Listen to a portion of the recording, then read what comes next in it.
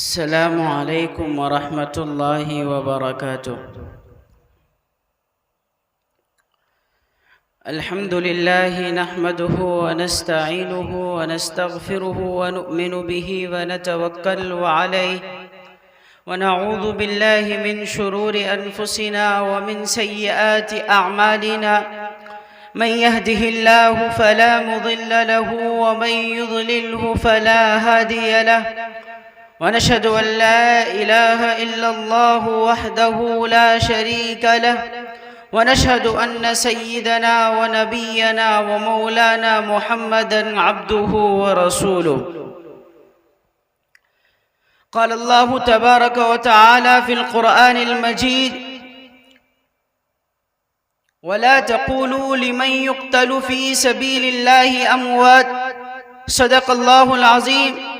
وقال النبي صلى الله عليه وسلم: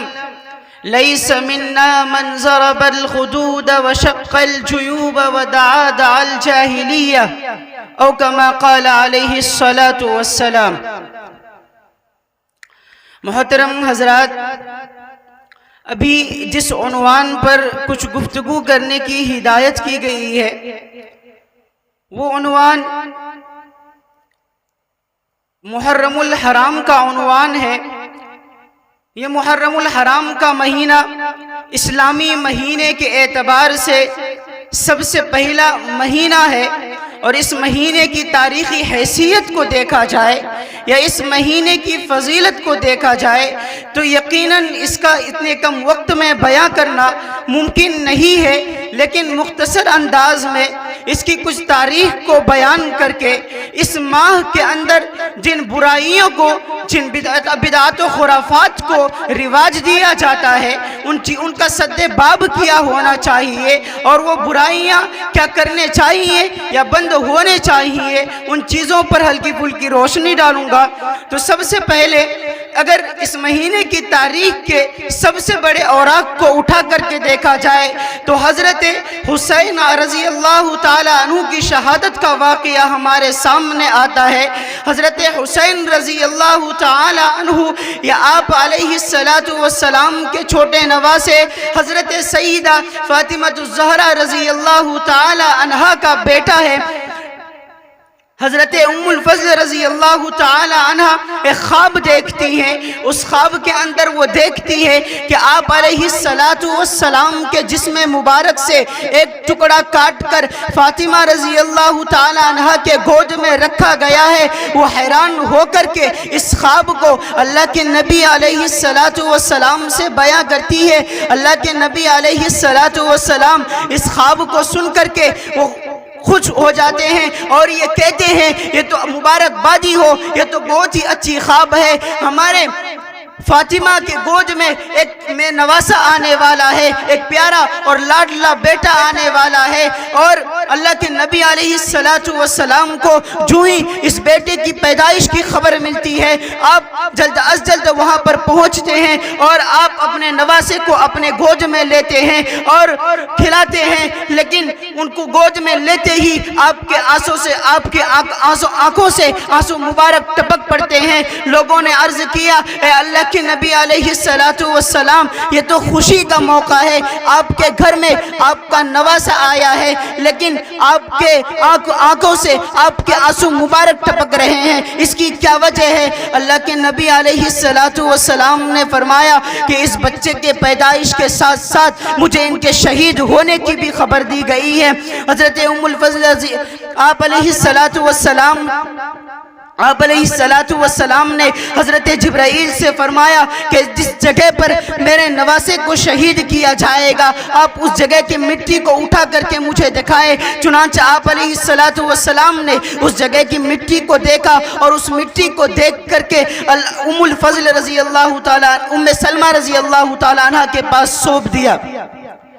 اس واقعے کو مختصر کرتے ہوئے میں آگے چلتا ہوں کہ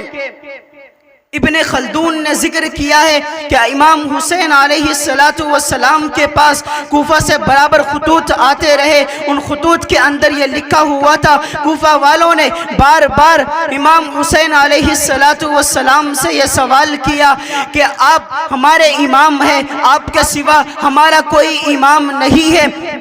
آپ ہمارے پاس تشریف لے آئے، ہم آپ کے ہاتھوں پر بیعت کریں گے، اور ہمارے یہاں جو نعمان بن بشیر ہے ہم ان کو کوفہ سے نکال کر پھینک دیں گے. یہ ایک خطوط ایک بار نہیں بلکہ بار بار آتے رہے. امام حسین علیہ السلام نے کوفہ جانے کا ارادہ کیا، لیکن اس وقت جو اکابر صحابہ موجود تھے جن میں حضرت عبداللہ ابن عباس رضی اللہ تعالی عنہ، حضرت عبداللہ ابن عمر رضی اللہ تعالی عنہ، اور اسی طریقے سے عمر بن عبد الرحمن رضی اللہ تعالی عنہ، ان تمام حضرات نے حضرت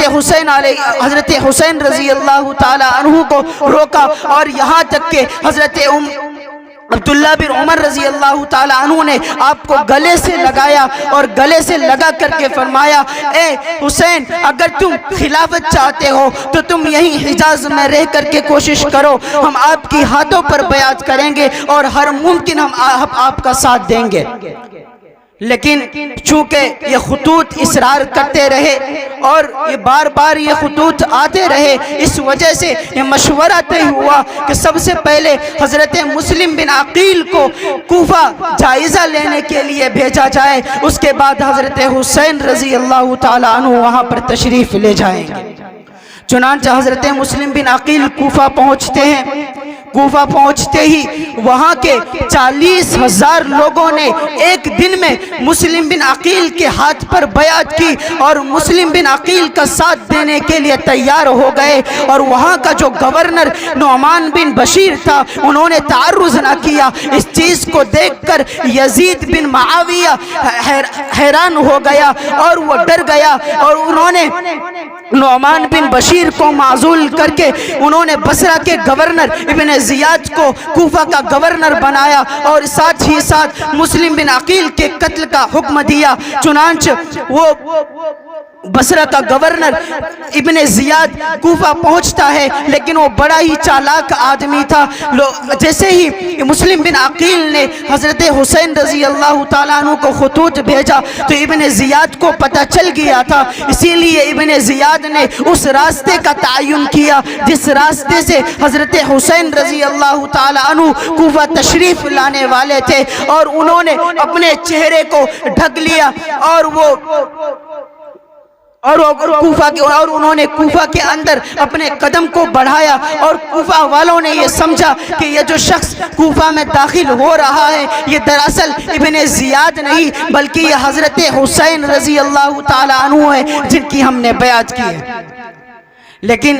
ابن زیاد جیسے ہی قلعے کے اندر داخل ہوا انہوں نے دروازے پر جاتے ہی اپنے نقاب کو ہٹایا، اور جو کوفہ کے رہنے والے لوگ تھے ان کو اپنی غلطی کا احساس ہوا، اور اسی وقت ابن زیاد نے یہ اعلان کیا، اے کوفہ والو، تم نے مسلم بن عقیل کے بیعت کر کے ہمارے غصے کو بہکایا ہے، اب تم ہمارے غصے کا مزہ چکھو. اسی لیے میں کہتا ہوں کہ تم مسلم بن عقیل کے بیعت کو صبح تک توڑ ڈالو. اگر تم نے مسلم بن عقیل کی بیعت کو نہ توڑا پھر تمہیں ہمارے غضب سے کوئی نہیں بچا سکتا. کوفہ والے اس ابن زیاد کی اس دھمکی سے تھرا گئے، لرزا گئے، اور وہ لوگ ان سے ڈرنے لگے. چنانچہ لوگوں نے بیعتیں توڑنی شروع کر دی، اور مغرب تک کہا جاتا ہے کہ تمام لوگوں نے بیعتیں توڑ دی. اس وقت حضرت مسلم بن عقیل رضی اللہ تعالی عنہ حضرت ہانی بن عروہ کے گھر کے اندر تشریف فرما تھے. وہ گئے اور ان سے کہتے ہیں کہ لوگ دھڑ دھڑ ہماری بیعت کو توڑ رہے ہیں. چنانچہ ابن زیاد نے یہ اعلان کروا دیا کہ جو بھی مسلم بن عقیل کو اپنے گھروں میں پناہ دے گا اس کو قتل کر دیا جائے گا. الغرض مسلم بن عقیل رضی اللہ تعالی عنہ کو کوفہ کے اندر دردناک شہید کر دیا گیا. ادھر چونکہ حضرت حسین رضی اللہ تعالیٰ عنہ کو مسلم بن عقیل نے خط بھیجا تھا اور انہوں نے خبر دی تھی کہ کوفہ کا جو ماحول ہے ایک دم بالکل درست ہے، آپ یہاں پر آئیں، لوگ آپ کی ہاتھ پر بیعت کریں گے اور آپ کے کہے مطابق چلیں گے۔ اس وجہ سے حضرت حسین رضی اللہ تعالیٰ عنہ نے اپنے اہل و عیال کے ساتھ کوفہ کا رخ کیا، لیکن دوران سفری آپ کو حضرت مسلم بن عقیل کے موت کا پتہ چلا، اور حضرت مسلم بن عقیل کے شہادت کے پتہ چلنے کے بعد حضرت حسین رضی اللہ تعالیٰ عنہ نے اپنے اہل خانہ کے ساتھ مشورہ کیا کیا ہمیں کوفہ کی طرف جانا چاہیے یا یہیں سے واپس لوٹ جانا چاہیے۔ لیکن چونکہ مسلم بن عقیل کے جو بھائی جان وہاں پر موجود تھے یا ان کے قبیلے کے لوگ موجود تھے، ان تمام نے کہا کہ ان لوگوں نے ہمارے بھائی کو دھوکے سے قتل کیا ہے، ہم ان سے بدلہ لے کر کے رہیں گے۔ اور حضرت حسین رضی اللہ تعالیٰ عنہ نے اپنے سفر کو آگے کیا، چنانچہ وہ میدان کربلا میں پہنچے۔ میدان کربلا میں پہنچتے ہی ابن سعد کے لشکر نے آپ کو گھیر لیا، اور گھیرنے کے ساتھ ساتھ انہوں نے آپ کے اوپر کھانا پانی سب کچھ بند کر دیا۔ دریائے فرات جو بازو میں بہتا تھا اس کے اندر ایک قطرہ پانی اٹھانے کو بھی بند کر دیا گیا۔ آل اہل بیت حضرت حسین رضی اللہ تعالیٰ عنہ اور ان کے خاندان 3 دن سے بھوکے ہیں، انہیں کوئی کھانا دانا پانی کوئی نصیب نہیں ہے، یہ بھوک سے چکرا رہے ہیں۔ ایسے وقت میں ابن سعد 9 ذی الحجہ کو حضرت حسین رضی اللہ تعالیٰ عنہ کے سامنے جنگ کا اعلان کرتا ہے۔ حضرت حسین رضی اللہ تعالیٰ عنہ کہتے ہیں کہ کل تمہیں اس کا فیصلہ سنا دیا جائے گا۔ حضرت حسین رضی اللہ تعالیٰ عنہ نے اپنے اہل خانہ کے ساتھ مل کر کے میٹنگ کی اور اپنے اہل خانہ سے کہا کہ تم میں سے جو شخص چاہتا ہے وہ کوفہ سے روانہ ہو جائے تاکہ تم اپنی جان نہ گواؤ۔ لیکن ان تمام جانثاروں نے کہا کہ ہم کبھی بھی یہاں سے ایک قدم بھی آگے نہ بڑھائیں گے، آپ کے ساتھ جو معاملہ ہوگا وہی معاملہ ہمارے ساتھ بھی ہوگا۔ چنانچہ 10ویں محرم کی فضا قائم ہوتی ہے، ابن سعد کا لشکر امام حسین رضی اللہ تعالیٰ عنہ پر حملہ کرنے کے لیے تیار ہوتی ہے۔ حضرت حسین رضی اللہ تعالیٰ عنہ آتے ہیں اور آ کر کے ایک تقریر کرتے ہیں، اے ایمان والو، اے کوفہ کے لشکروں، کیا تمہیں پتہ نہیں کہ میں اس نبی کا نواسا ہوں جنہوں نے شریعت مطہرہ کو لے کر کے دنیا میں آیا؟ میں اس علی کا بیٹا ہوں جنہیں تم ولی مانگتے ہو، میں اس سیدہ فاطمہ الزہرا رضی اللہ تعالیٰ عنہ کا بیٹا ہوں، کیا تمہیں معلوم نہیں؟ جاؤ تم جابر بن عبداللہ سے پوچھو، جاؤ تم زید بن ارقم سے پوچھو، جاؤ تم انس بن مالک سے پوچھو۔ لیکن ان مال و دولت کے ہوس کے اندر گم لوگوں کو ان بات کا کچھ بھی اثر نہ پڑا اور انہوں نے کہا کہ تم اپنے مرنے کا بہانہ لگاتے ہو۔ حضرت حسین رضی اللہ تعالیٰ عنہ کہتے ہیں کہ مجھے تو میری ماں نے جو دودھ پلایا تھا وہ اس لیے پلایا تھا کہ ایک دن میں اس میدان کربلا میں آ کر کے شہید ہو جاؤں۔ یاد رکھو مجھے مرنے کا کوئی ڈر نہیں، میں نے یہ بات تمہارے سامنے صرف اور صرف اتمام حجت کے لیے رکھی ہے تاکہ کل قیامت کے دن جس نواسۂ رسول کو تم قتل کر کے میدان حشر میں جاؤ گے اور جس نبی کی تمہیں شفاعت کی ضرورت پڑے گی، جس سیدہ فاطمہ الزہرا رضی اللہ تعالی عنہ جو جنت کی عورتوں کے سردار ہوں گی، یا اسی طریقے سے جو نواسۂ رسول ہیں وہ نوجوانان جنت کے سردار ہوں گے، ان کے سامنے تمہیں رسوا نہ ہونا پڑے۔ لیکن ان پتھر دل انسانوں پر اس کا کوئی بھی اثر نہ ہوا اور انہوں نے ایک سے ایک کر کے تمام جانثاروں کو قتل کرتے گئے۔ حضرت علی اکبر رضی اللہ تعالی عنہ جو کہ حضرت حسین کے بیٹے ہیں، انہوں نے ابا جان سے میدان جہاد میں جانے کی اجازت طلب کی۔ ابا جان نے انہیں اجازت دے دی۔ وہ 17 سال کا لڑکا تھا، لیکن ان کی بہادری کے قصے تاریخ میں رقم کیے گئے، اس لیے کہ ان کے تلواروں سے کئی سارے کافر اور باطل انسانوں کا سر قلم ہوا، لیکن الغرض انہیں شہید ہونا پڑا، اس لیے کہ ابن سعد کے لشکر جو تھا وہ 20,000 کا لشکر تھا اور حضرت حسین رضی اللہ تعالیٰ عنہ کا جو لشکر تھا وہ صرف اور صرف 91 افراد پر مشتمل تھا۔ لیکن بالآخر حضرت حسین رضی اللہ تعالیٰ عنہ کے خیمے میں ان کا چھوٹا بیٹا علی اصغر جو صرف اور صرف 6 ماہ کا تھا، وہ پیاس کے خاطر بلبلاتا ہے۔ حضرت زینب جو حضرت حسین رضی اللہ تعالیٰ عنہ کی بہن ہے، وہ کہتی ہے کہ اے حسین، سب کچھ برداشت ہو سکتا ہے، لیکن یہ 6 ماہ کا بچہ جو ہم لوگوں کے سامنے بلبلا رہا ہے، اس کا رونا ہمیں برداشت نہیں ہو سکتا۔ حضرت حسین رضی اللہ تعالیٰ عنہ اس بچے کو گود میں اٹھاتے ہیں اور وہ کہتے ہیں میں اس بچے کو ان ظالموں کے سامنے پیش کرتا ہوں تاکہ کم سے کم وہ ان بچوں پر تو رحم کھائے، لیکن ان ظالموں پر لعنتیں ہوں کہ جب حضرت حسین رضی اللہ تعالیٰ عنہ اس 6 ماہ کے بچے کو لے کر کے آتے ہیں اور یہ کہتے ہیں کہ یہ 6 ماہ کا بچہ پیاسا ہے، اس نے تمہارا کیا بگاڑا ہے، کم سے کم انہیں ایک گھٹ پانی تو دے دو۔ لیکن ان ظالموں نے انہیں ایک گھٹ پانی کے بجائے ان کے حلق میں تیر مارا اور وہ تیر ان کے حلق کو پار کر گئی اور وہ وہی اللہ تبارک و تعالیٰ سے جا ملے۔ اسی طریقے سے حضرت حسین رضی اللہ تعالیٰ عنہ نے بھی میدان کربلا میں شہادت پائی، لیکن انہوں نے ہمیشہ اپنے بہن حضرت زینب رضی اللہ تعالیٰ عنہ کو یہ حکم دیا کہ تم صبر کی دامن کو پکڑے رکھنا، اس لیے کہ اللہ کے نبی علیہ السلام نے اپنے حدیث میں فرمایا من ضرب الخدود لیس منا من ضرب الخدود وشق الجیوب، کہ وہ شخص ہم میں سے نہیں ہو سکتا جو کسی شہید پر ماتم کرے اور جو کسی شہید کے شہید ہونے کی وجہ سے اپنے جیبوں کو چاک کرے یا جاہلیت کے رسم کو دہرائے۔ میں آپ سے پوچھتا ہوں کہ حضرت حسین رضی اللہ تعالیٰ عنہ نے میدان کربلا میں جو اپنی شہادت دی، ان کے شہادت کی وجہ کیا تھی؟ انہوں نے صرف اور صرف اعلاء کلمت اللہ کے لیے، انہوں نے ظالم کے ظلم کا سامنا کرنے کے لیے، انہوں نے باطل کے سامنے اپنے حق کی سر کو بلند رکھنے کے لیے اپنی شہادت کی پرواہ نہ کی اور انہوں نے اللہ کے راہ میں اپنی جان کو قربان کیا۔ لیکن ان کی قربانی کا جو آج دنیا کے اندر مذاق اڑایا جاتا ہے، جو آج تعزیے بنائے جاتے ہیں، جو آج نشان اٹھایا جاتا ہے، جو آج درگاہوں پہ جا کر کے قبروں پہ جا کر کے منتیں مانی جاتی ہے، میں آپ سے پوچھتا ہوں، تمام لوگوں سے مخاطب کر کے پوچھتا ہوں کہ امام حسین رضی اللہ تعالی عنہ کے شہادت کا منشا یہی تھا کہ ان کے مرنے کے بعد ان پر ماتم کیا جائے، اس کے بعد نشانوں کو قائم کیا جائے،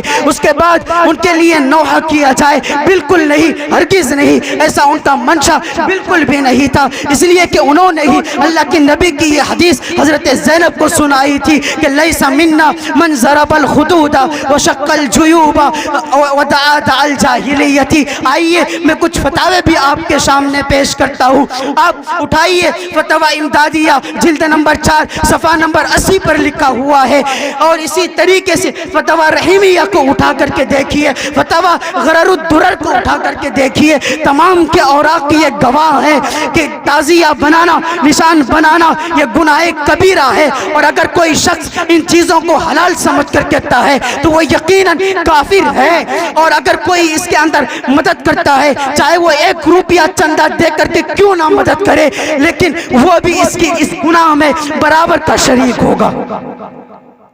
میں ان تمام نوجوانوں سے پوچھتا ہوں، آپ تمام لوگ اس بات کی گواہ دیجئے، کیا جس دن آپ کے والد یا والدین کا انتقال ہو اور اس دن آپ کے والد یا والدین کے خوشی میں ڈی جے بجایا جائے، ڈھول بجایا جائے اور ڈی جے میں بھوجپوری گانے لگا کر کے ننگا ناچ کیا جائے، کیا آپ اس کو درست سمجھتے ہیں؟ اگر آپ اس کو درست نہیں سمجھتے تو امام حسین رضی اللہ تعالیٰ عنہ کے شہادت کے دن 10ویں محرم کے دن ڈی جے بجانا، ڈھول بجانا، لاٹھی یا باڑی کھیلنا، نشان اٹھانا، تعزیہ بنانا کیوں کر درست ہو سکتا ہے؟ اسی لیے میں عام تمام نوجوانوں سے درخواست کرتا ہوں کہ آپ دینی باتوں کو سمجھیں۔ حضرت حسین رضی اللہ تعالیٰ عنہ کے شہادت کی وجہ کیا تھی، آپ ان چیزوں کو سمجھیں، اور جو یہ غلط فہمیاں لوگوں میں پھیل رہی ہے، یا شیعہ حضرات جو غلط فہمیوں کو لوگوں میں پھیلا رہے ہیں یا پھر غلط کام وہ رواج دے رہے ہیں، ان غلط فہمیوں سے بچیں، اور ساتھ ہی ساتھ بطور خلاصہ کے یہ جو محرم الحرام ہے، اس کے اندر جو کام کرنے کرنے چاہیے وہ یہ ہے کہ 10ویں محرم کو